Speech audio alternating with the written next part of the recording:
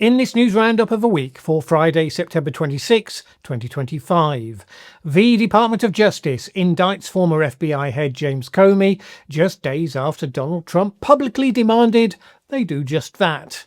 Tulsi Gabbard has abolished the team that produced the regular forward-looking security threats assessment reports on the grounds that this administration found the facts they contained somewhat inconvenient, contrary to its ideology. Robert F. Kennedy Jr. makes the most baffling rejection of the global health goals.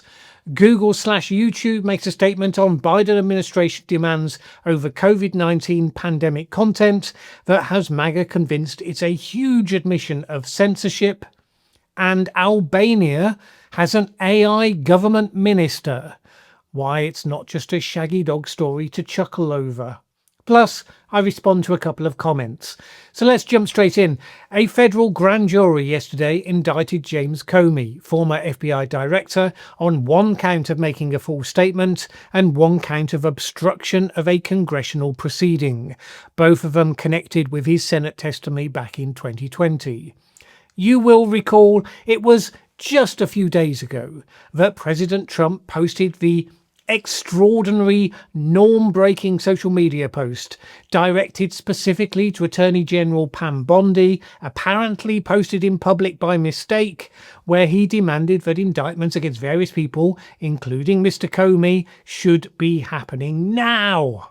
This came after he de facto fired the Virginia prosecutor Eric Seibert.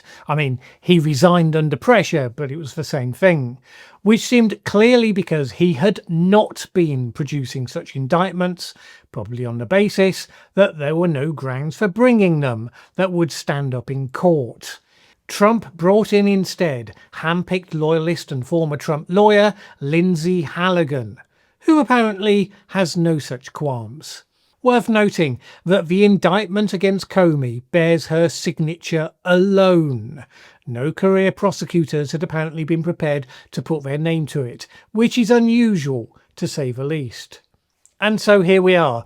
This is the first moment where Trump's bluster and threats and all caps tweets against his various enemies, real and imagined, have turned into this sort of action. Trump, of course, typed out a message to post on social media that was full of judicial caution and stressing that everyone is presumed innocent until proven guilty. Unfortunately, the radical far-left autocorrect feature changed all of that to the following post. Justice in America.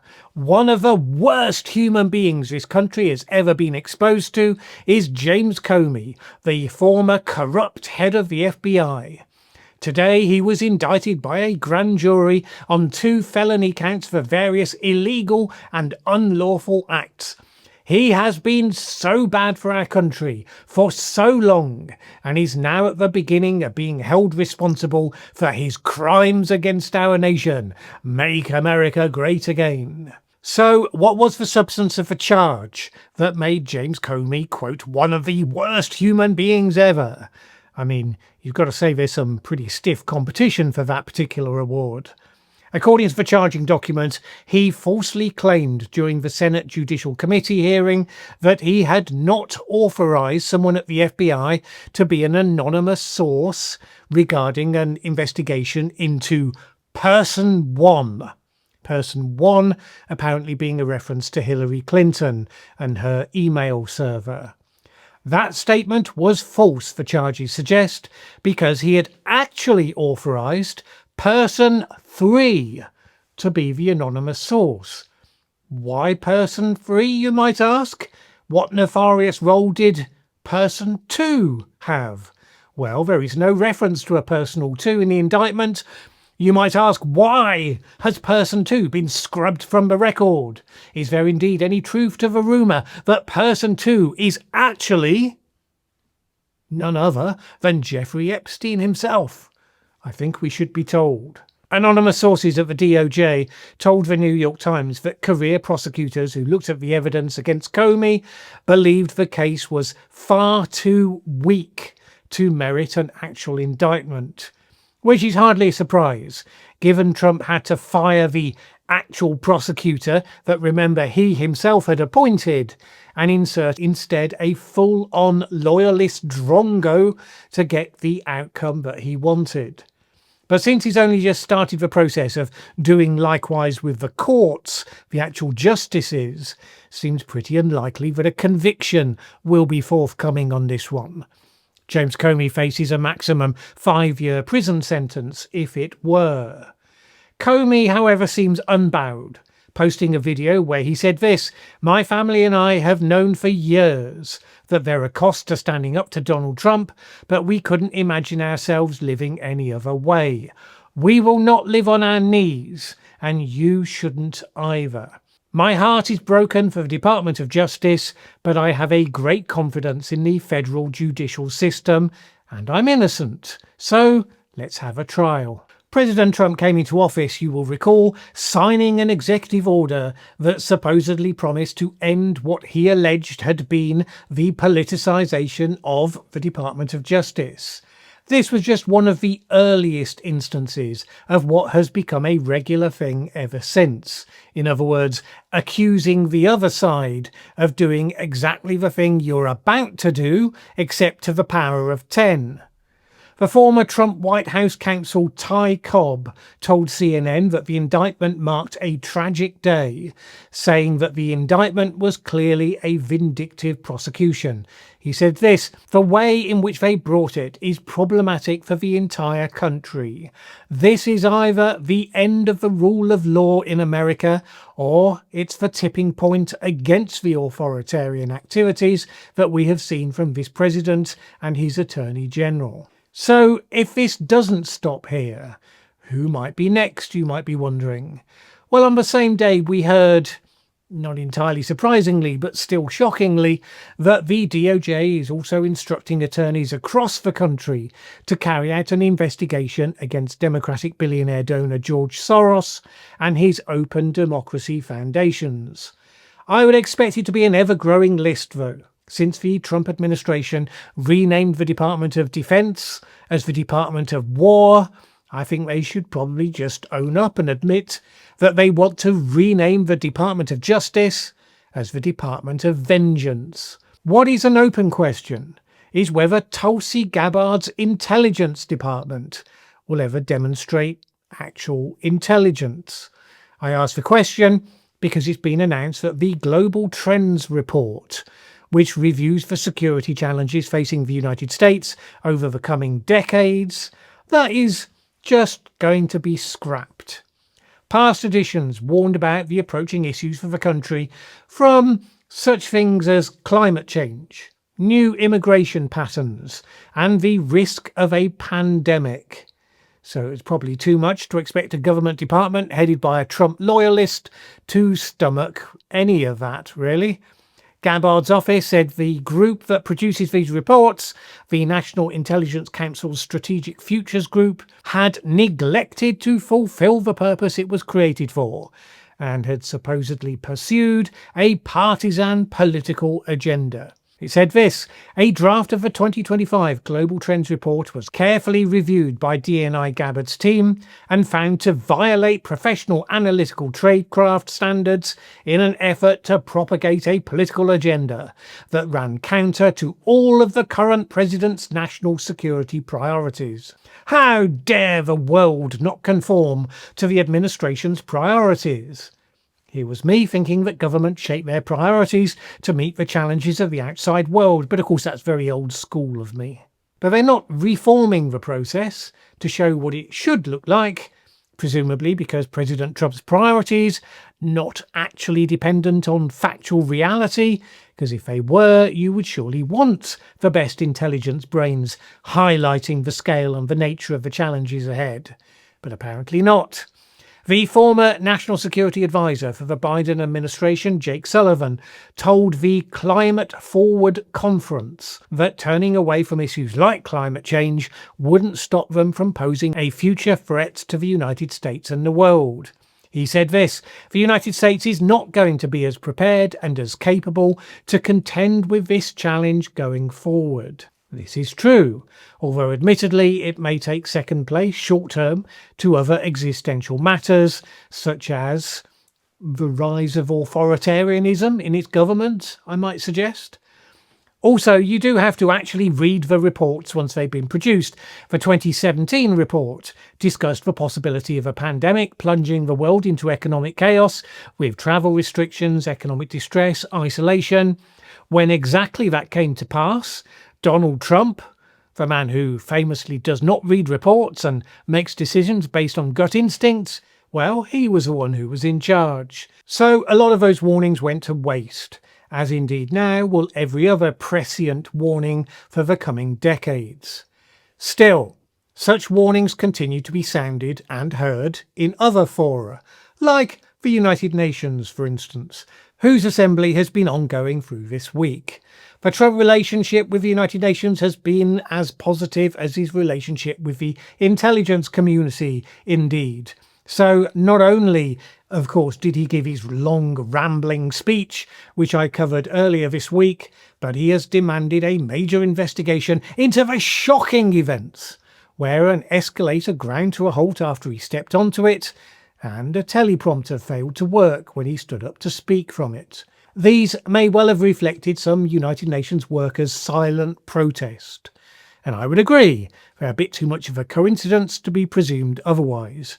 Still, not exactly high crimes and misdemeanours deserving of a big all-caps investigation, but all actions of resistance are to be criminalised, so why not?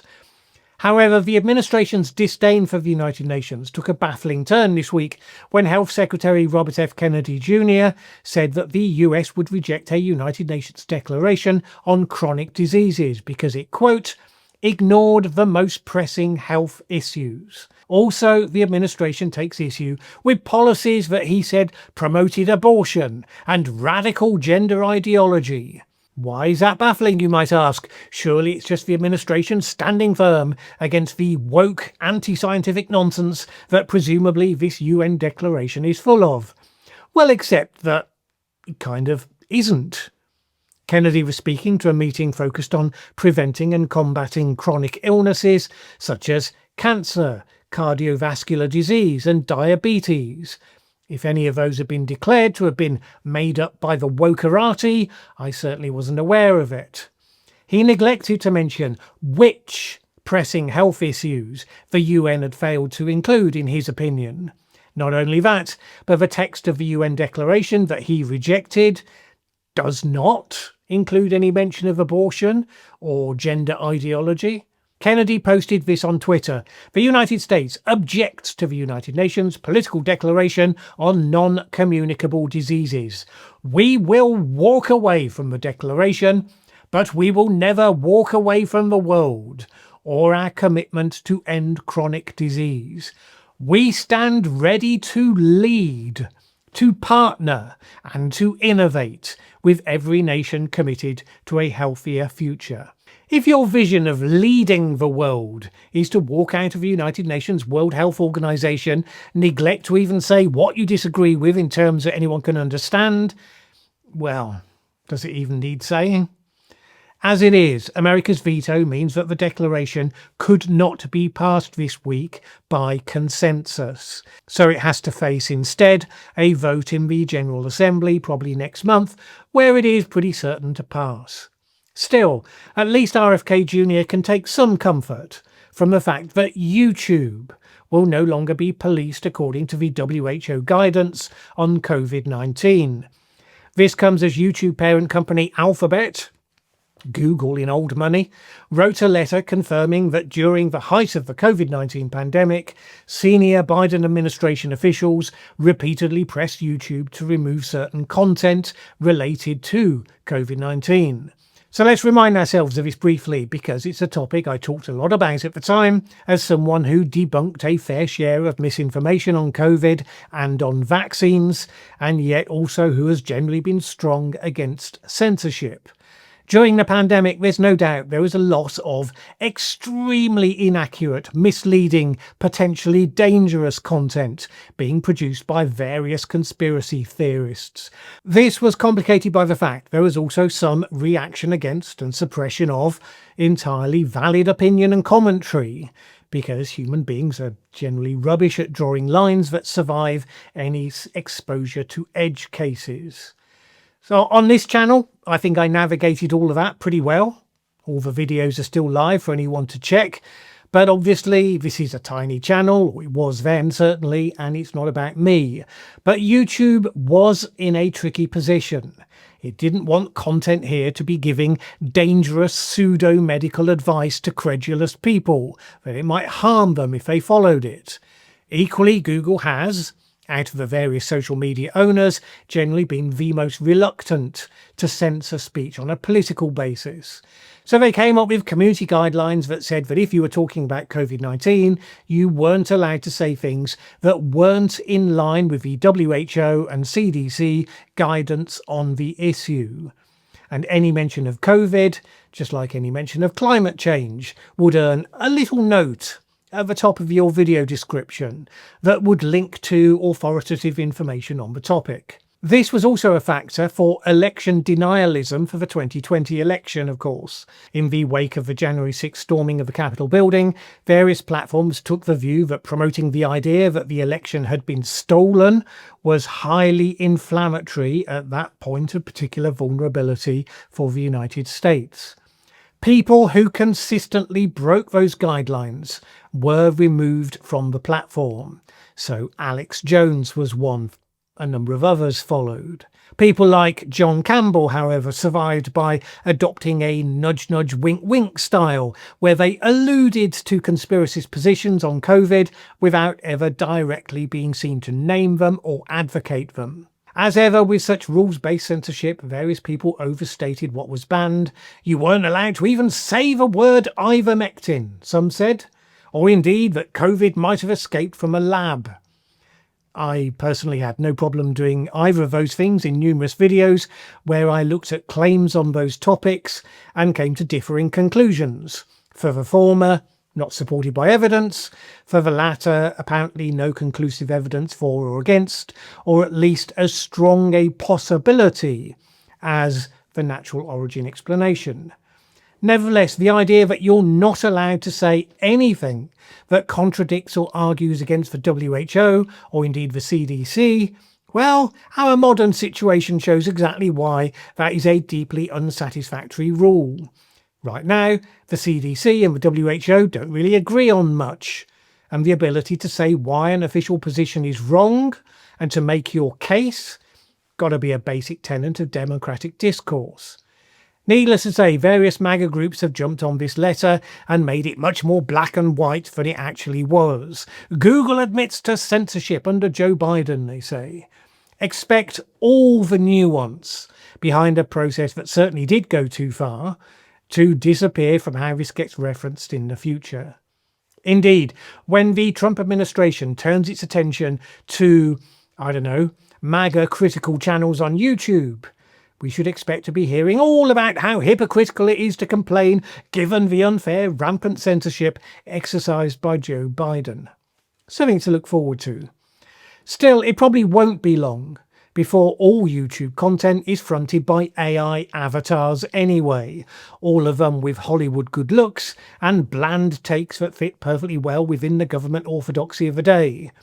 People who criticise my hand gestures or my pronunciations, you'll miss those charming human quirks when it's all just wall-to-wall AI slop. But why shouldn't that be the future? After all, Albania has appointed what's been described as its first artificial intelligence minister. Called Diela, it takes the form of an attractive younger woman dressed in traditional Albanian clothing. This anthropomorphized algorithm will be responsible for public procurement. The conceit is that by taking responsibility for tenders out of the hands of dreadful human beings with their temptations and their tendency to corruption, the AI will be the servant of public procurement and hence whiter than white. The Prime Minister Edi Rama, who, for now anyway, is an actual human being, but watch this space, he said that public tenders would be, quote, 100% incorruptible, and where every public fund that goes through the tender procedure is 100% legitimate. That sounds a pretty dodgy proposition to me, but then what would I know? I'm just some old git on the very cusp of being a boomer. So I did what we will all have to get used to doing. I consulted our robot overlords in the form of ChatGPT. I asked, Albania has appointed an AI system as its Minister for Public Procurement on the theory that this would mean this process would in future be incorruptible. What potential flaws can you envisage would come as a result of this experiment? A fascinating and bold experiment, said ChatGPT, but a number of possible flaws. This is what it came up with. Garbage in, garbage out. The AI can only work with the data it's given, which of course comes via humans anyway. Gaming the system. People will grow to know how the algorithm works and structure their bids to win while not necessarily providing better value. Hidden human control. Because obviously, who writes these algorithms in the first place? Lack of transparency. You now have a system that doesn't have to explain why it chose one supplier over another. Legal and accountability gaps if it makes a mistake. Security vulnerabilities because you now have a minister who could literally be hacked. Political backlash because not everybody will think it's a spiffing idea to have decisions made by machines. And over-reliance in situations that would actually benefit from contextual human judgment. Albania has struggled with corruption for many years, so I'm thinking this is not an experiment that's going to end well. At least that's what ChatGPT told me to say. Alright, time to do a couple of quick responses to recent comments. My videos about the Jimmy Kimmel suspension and then restoration, I made a comment about Disney discovering a backbone after some degree of pushback. This was giving them more credit than many of you were inclined to give them. So Michael was a typical such commenter. Disney only reinstated Kimmel because of cancellations and subscriptions. Their Disney and Hulu sites were crashing under the rush to cancel. Nothing to do with backbone, simply greed. I think it's entirely valid to decide you're going to condemn the Disney leadership for its initial decision to pull the Kimmel show under the FCC and affiliate pressure. They rather put themselves in the worst of all worlds. But I don't think we help ourselves to understand the world when we turn it into a black and white version, good versus bad, based on cynicism about corporations and what motivates them, when what we have in front of us is a classic organisational genuine dilemma. Because once this kicked off, there were no decisions in front of Disney that did not have a cost and have pain attached. Sure, if they alienated a lot of their subscribers, they could lose money from cancellations. I wouldn't overstate that until you have evidence it's been a huge factor, because people often fool themselves into believing boycotts are much bigger than they actually are. But sometimes they are indeed huge, sometimes they really do hurt. Since Disney had alienated MAGA land in recent years, it's safe to assume that they were more vulnerable, not less, to a boycott of the sorts of people who would support Jimmy Kimmel, because they would likely be a higher percentage of their remaining user base. It's an assumption, we don't have data to confirm it. But equally, the FCC can absolutely hurt Disney and ABC, can absolutely cost them large amounts of money should it become something of an ongoing campaign.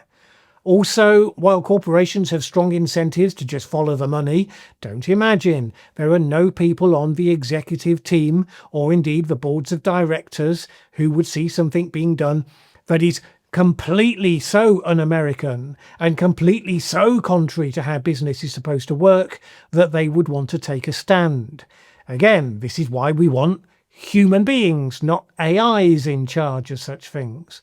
Remember, former Disney chief executive Michael Eisner was one of the most critical voices raised. Where's the leadership, he asked. So I'm not trying to convince anyone of anything in relation to whether you think kindly of Disney or whether you think the exact opposite, just that we understand the events a lot better if we see them as people grappling with a difficult dilemma, rather than just the idea it's totally black and white. One choice that has guaranteed financial rewards, the other side disaster and ruin. If business choices were really that easy, well, maybe they would best be run by AIs. One more comment, this one in the form of a question. Jasmine asks, what are your reflections on the Charlie Kirk memorial service? So I did watch the last hour of this, which was the business end as far as the types of speakers that we had. And it was positive and moving and hubristic self-delusion at different points. It reflected the fact that it was a body of people with some sharply differing viewpoints and ambitions under the surface.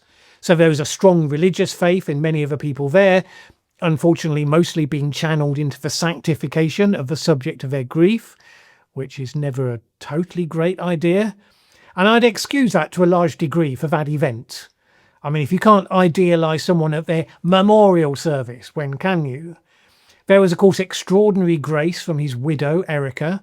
She was the person whose moral and emotional clarity defined the best part of that event. That was the sheep's clothing element. But there were glimpses as well as the wolf beneath it. People like Marco Rubio and J.D. Vance had the emotional intelligence to keep their comments broadly in line with the expectations for a memorial event, unlike, say, Vance's comments on the Charlie Kirk podcast that he had hosted a few days earlier. But others just couldn't do that. They didn't have the restraint, didn't have the range. Stephen Miller, Donald Trump, they had clearly shown their intent numerous times before the memorial to use this event as the excuse for a much wider-ranging crackdown on all of their opponents. And it was entirely evident as well in the nature of their comments actually at the memorial.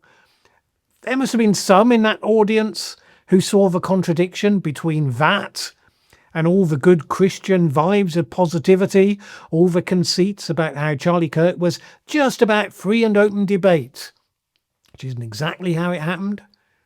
But it's a good thing to be emphasising, because if you can memorialise him on that, then if it shapes your future behaviour, then that would be a good thing. The UK Turning Point organisation, founded by Charlie Kirk, is currently flooding Twitter with disinformation about immigrants eating swans, lots of other really hatefully framed stuff as well about migrants in other contexts. So I'm not seeing any of that saintliness in practice. When Trump said he disagreed with Erica because she said she forgave his killer because it was the Christian thing to do, and he said no, instead he hated his opponents, he intends to go after them. That got a good laugh from that audience. So yes, a lot of people there were nicely warmed by the sheep's clothing, but really they were there for the wolf. Any political movement is going to have different elements within it, of course, but this was a pretty remarkable spread. One that you have to wonder might create cross currents as that wolf comes more and more plainly into view. All right.